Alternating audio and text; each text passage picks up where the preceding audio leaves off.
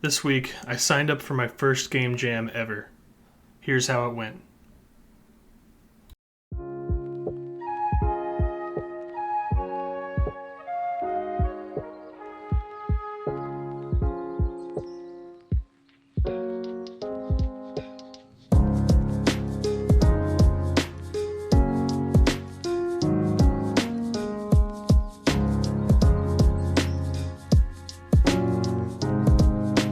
Good morning, everyone. It is Sunday morning at about 8:15, and I'm very excited to see what the theme is. I just have like a million startup applications I have to close first. Okay, here we go. The theme for this game jam is "An end is a new beginning."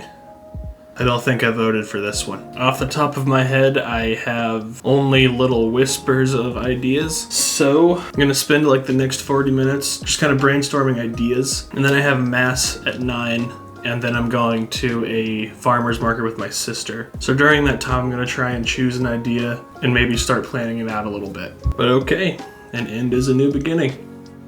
Let's go.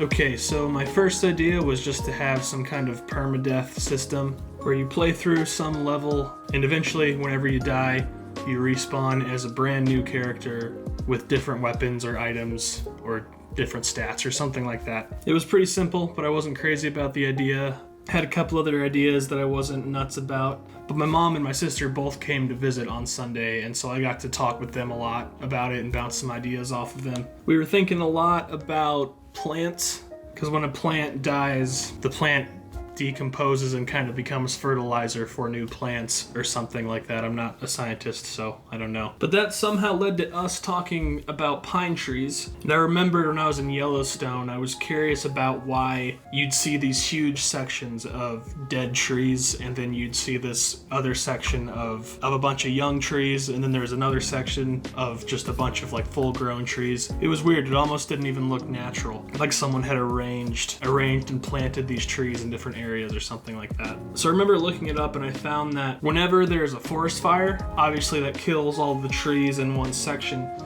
but the heat from the fire also opens up all of the pine cones in the area, and so then the seeds, I guess, somehow start to sprout and grow after the fire, I assume. And that's how you get these big sections of trees that are always like the same height and the same age in the same area. And so the idea I landed on is just going to be another platformer like Let There Be Light. Control-wise, it's going to be pretty similar, actually. The setting is going to be within a pine tree. This will be the last living pine tree in some section of forest, and rainwater has washed away all of the pine cones on the ground. The only pine cone left is at the top of the tree. There are creatures or spirits of some sort. There are creatures or nature spirits of some sort living in this tree called wood wisps, and they can sense that the tree is dying, and when it dies, they will be without a home. So they need someone to go to the top of the tree and retrieve the last pine cone so that they can grow a new tree and make a new home. I am mostly planning on hitting the theme of this game jam in the setting and story of the game. The theme probably isn't going to be very present in the mechanics in any sort of way. However, when thinking of an attack, I did think that maybe the player can use dead pine needles as a projectile. That kind of hits the theme because, I mean, the pine needle's life ends and now it has a new use to kill things. So I really like this idea. I've always really liked the woods. When I was in high school and really started to develop my prayer life, I would go to my dad's hunting grounds, which was just some really thick woods near my hometown, and it was just a really nice place where I could be totally alone, away from everything and everyone, and just kind of think in peace and silence.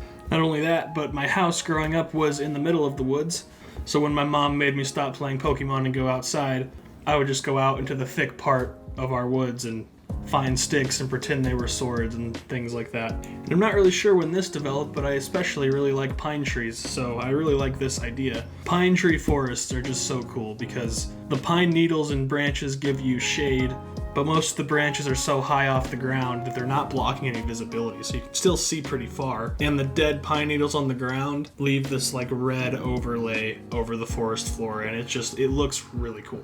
Anyway, that's enough about trees. When I got home on Sunday, I started working on the art for the main character, which I don't normally do the art first, since the main thing I was thinking about and focusing on was the setting of the game. The art just seemed more important. So I made a little character, called him a wood wisp. I really like how he looks. He reminds me a little bit of a Deku shrub from The Legend of Zelda Majora's Mask. After that, I started trying to make a tile set. It turned out okay. I'd like to add a little bit more variation so the whole entire game doesn't look like this. I also tried to just really quickly make a pine needle. That needs some work. The art is good enough. You can tell it's a pine tree. I'm gonna leave the art as is and keep going and try and finish the game. If I have time, I'll come back and worry about how it looks. You're supposed to stick to your strong suits when you're making a game, and art is not mine. I am well aware of that. This morning I started developing some basic functionality for an enemy. But yeah, that's what I got so far. Plan for the rest of the night is to get some dinner, then develop some kind of health bar for the player, and if I get to it tonight, I would like to start developing the player's attack. I want to get a lot done tonight because I'm not sure I'm going to have much time to work on this tomorrow, and I definitely want to be designing some levels by Thursday, I think. So I got a lot to do. I'm going to get to it.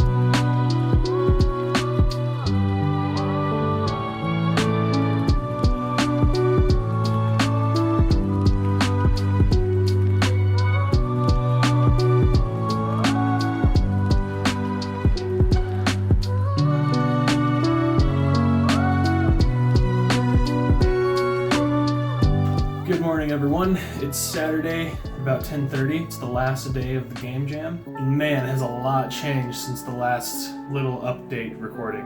I don't even remember what order I did things in, so I'm just gonna list them off. One of the most noticeable things is that I bought an asset pack for $5 on the internet, and that's where the background is coming from. I then found a random picture of a pine branch, and I zoomed in and cut out a single pine needle, and that replaced my little green long triangles that were supposed to be pine needles before. I added an enemy. He started off as just a red triangle that would walk towards you. If he touched you, the player would take damage, but that was all that happened. There was no knockback, there was no stun or anything like that. I added a player health bar and health system, a player respawn system. I gave the player an attack. There's no animation, but I did implement the 3-step combo that Let There Be Light uses. So you can shoot 3 needles in a row, and then you have to wait for a short cooldown, or you can shoot 1 or 2 needles and then wait for a short cooldown again, and it will reset and you can again shoot all 3 of your needles. I copied and pasted all of the hit stop and camera shake code from Let There Be Light into this project, so the hits feel like they have a little bit more meat to them, which made the combat feel a little bit better. However, it was still very boring with my boring enemies, so making the enemy more interesting was high on my priority list. However, I still had a lot to do, so the next thing I did was I started building levels. Last night I worked for a very long time after work, and I made a new script for switching between scenes, and the next step was to make an intro and an ending cutscene and a title screen. However, it was late. I didn't quite want to stop working, but I didn't want to take the time to look up how to make a cutscene, so I decided I'd go back and I'd work on the enemies some more. I basically cloned the player sprites and made them into enemy sprites. I turned them red and gave the enemy some different horns. I then gave him the functionality that my fire bat enemy has from Let There Be Light. When the player's in the enemy's detection range, he approaches the player. When he reaches attacking range, he will do a burst fire of 3 pine needles towards the player, and then continue pursuing the player until he reaches another range, which I called the stay back range. When he reaches that, he changes directions and heads back away from the player. So if you stand still, he'll just walk back and forth, pausing occasionally to shoot 3 needles at you. He looks a lot better. I increased his speed, so that alone makes him a little more intimidating. I increased his detection radius, which also makes him more intimidating. And the threat of a projectile is much more interesting than just watching out for if he's going to walk into you. And lastly, I made the model for an elder woodwisp. He's going to be the one telling you about the death of the tree. I was very tired and did not really want to animate him, so I moved his head down by 2 pixels, and that's his animation. I wanted to have more woodwisp characters. I wanted to have a little bit of a village in that little starting area. I don't know if I'll get to that. I should be able to throw together some little dome wood-shaped houses pretty quickly, and I have the whole day, so I might do that, but I'd also like to add things like sound effects and music. The player doesn't have a jumping animation or an attacking animation, so I might have to prioritize those things, and it also depends on how long it takes me to get the title screen and the cutscenes made. But yeah, so it's been a very good, productive week.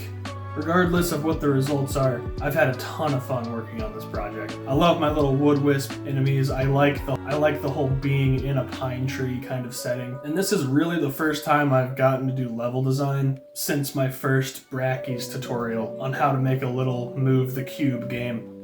I did also pick up a few new tricks I can use in Let There Be Light. I know how to make the buffer jump actually work, and I learned that Unity has a built-in ignore collisions function, which means I can make the player and the enemy's colliders just completely ignore each other, which means all that crazy code for my Blade Demon enemy, which turns off his collider and turns off gravity, and checks to see if he's going to walk off an edge and turns him around so that he doesn't just start to fly. I can delete all that crap and replace it with ignore collisions. It's going to be elegant and beautiful. But that's all future stuff. The game jam's not over yet. I have no plans other than grind. I'm going to work on this all day. I'm going to make it as good as I can. My first game jam will forever be immortalized on YouTube, so it's got to be beautiful. And since I'm all pumped up right now, I'm just going to go ahead and get to it.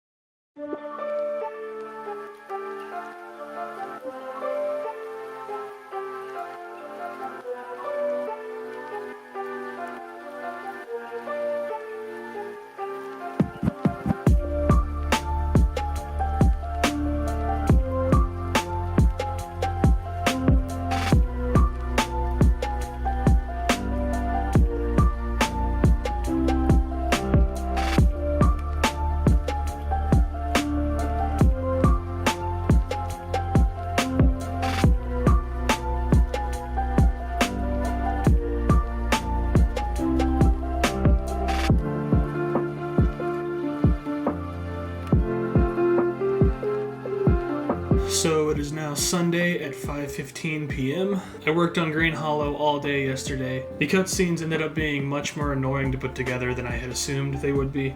But when they were done, I actually thought they turned out really well. I had a little scared near the end of the day. When I was about to run some final tests before I submitted the game, I found some loading bug that would totally crash the game if you died after you changed scenes. So that scared me. It took me about an hour to fix. I found some cheap workaround. But around 12:30, probably, I decided it was good, and I went to the itch.io page and I submitted my game. Now, I thought I was pretty thorough here. I added all the screenshots, I gave it a title, I wrote a couple different descriptions. I previewed the page as it makes you do before you make it public. I tested the download button, the download worked. I tested the file that I uploaded, and that worked. So I thought all was well. It was not. If I had just checked one more thing, we would have been okay. But it turns out the file that I uploaded needs more files to work. So the game ran when I launched it from the build folder, but when you download it and you launch it from your downloads folder, that does not work. The window of submission ended at 5 a.m. this morning, and there was a 1 hour late submission period. I was sound asleep. The guy who runs Brackeys is from Sweden, so I imagine the people who are running this game jam are as well. I sent in a late submission request, but it was already pretty late in Sweden by the time I sent that. I haven't heard anything back. I don't know if I'll be able to re-upload my game or not, and that's a real bummer. I was really looking forward to having people play my game. The first thing I did when I woke up was go to the page and see if I had any comments or anything. And in fact, I had two, and I got super excited. One guy said, "Good game, bro," which I was like, hell yeah, that's so great. And then the next comment was, "I think you forgot to upload certain files. The game doesn't work." And suddenly that first comment felt a little less awesome. Why you bully me? But once I decided there was nothing more I could do, I decided to just start putting the video together. People can at least see the thumbnail of the game, which is the main menu, and there's a shout out to my YouTube channel. So I figured maybe people will at least come to the YouTube channel and see what they were supposed to download. So I started working on the video, and the video's coming together well, and regardless of whether I'm able to fix the game or not, for the sake of the contest, I'm happy with just the devlog alone, honestly. Like I said earlier, the experience was pretty cool, and being able to watch it is pretty awesome. So the way the jam works is from now until 2 weeks from now, anyone who participated in the jam can go to a page on itch.io and see all of the submissions and play any of them. If you like it, you can give it a rating. If you get at least 20 ratings, you're eligible to win, according to this. I'm not entirely sure how an actual winner is chosen, but since that 2-week period is still going on and people are playing the current submissions, unless the mods at Brackeys have mercy on me, I can't fix the game at all until those 2 weeks are up. But once the contest is totally over, I can fix it, and anyone should be able to play Green Hollow on my itch.io page, which I will link in the description below. And it's totally free to play. Itch.io has a donation function though, so when you click the download button, it'll ask for a donation, but there's a little skip this button, so don't feel like you have to donate to play it. And if you're not interested in playing it, but you want to see it, I'll post a separate video, which I'll link now, of just some gameplay footage beginning to end. It's pretty short, it only takes about 10 minutes to play the whole thing, so feel free to go give that a watch. And that's gonna do it for this week's devlog. It was a very different one, very experimental, very fun, but next week I will be going back to Let There Be Light. So thanks for watching, and I'll catch you in the next one.